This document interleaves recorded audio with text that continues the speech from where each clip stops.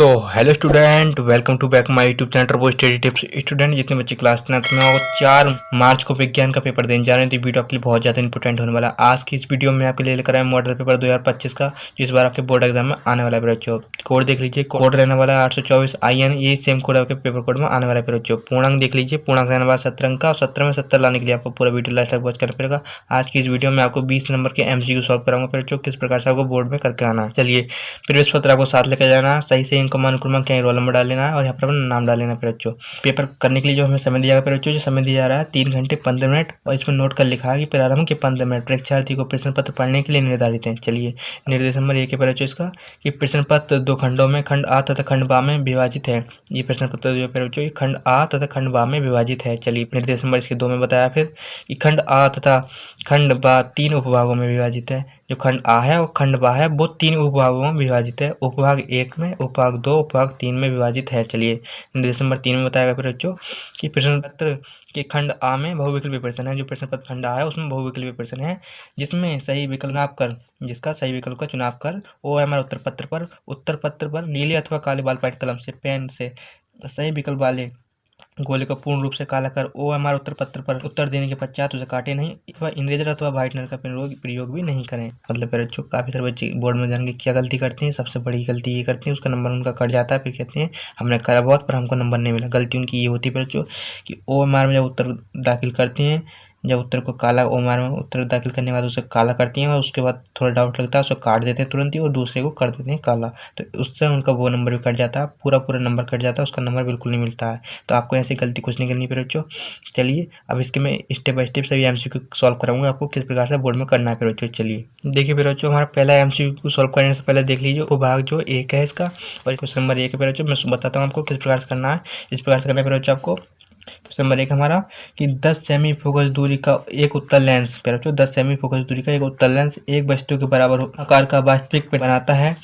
वस्तु और इसके प्रतिबिंब के बीच की दूरी क्या होगी बच्चों? इसकी बीच की दूरी जो होगी वो 40 सेमी होगी, आपको याद कर लेना है। चलिए बच्चों, क्वेश्चन नंबर हमारा 2 है कि एक उत्तल दर्पण द्वारा उत्पन्न आवर्धन सदैव होता है, क्या होता है?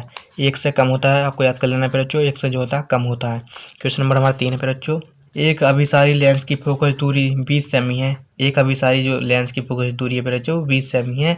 इस लेंस की क्षमता होगी, इसकी लेंस की जो क्षमता होगी क्या होगी? इस लेंस की क्षमता होगी बच्चों, आपको याद कर लेना, प्लस 5.0D होगी बच्चों। चलिए, क्वेश्चन नंबर 4 है बच्चों हमारा, जब एक सफेद प्रकाश किरण किसी त्रिकोणीय कांच की प्रिज्म की सतह पर गिरती है, तो यह प्रिज्म से निर्गत होने पर अलग अलग विचलन में विभिन्न रंगों में विभाजित हो जाती है। किस रंग के लिए विचलन न्यूनतम होता है? किस रंग के लिए होता है बच्चों? लाल रंग के लिए होता है, आपको याद कर लेना है।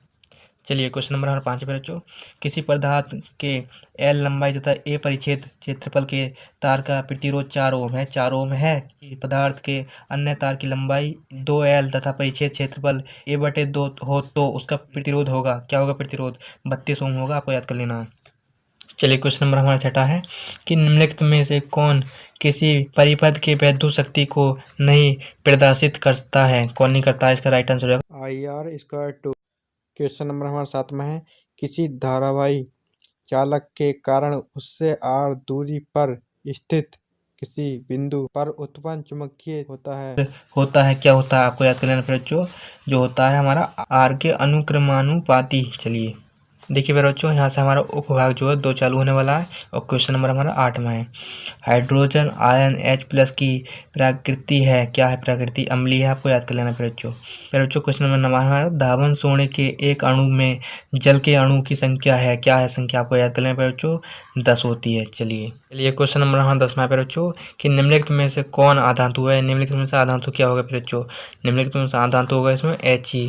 चलिए, क्वेश्चन नंबर हमारा 11 में बच्चों, कि धातु के लिए कौन सत्य नहीं है? धातु के लिए सत्य कौन नहीं है बच्चों? इसमें से कि धातु सदैव संयोजक यौगिक बनाती है, ये जो है सत्य नहीं है, तो इसका राइट आंसर हो जाएगा ये बच्चों, A नंबर इसका राइट आंसर होगा, सत्य नहीं है।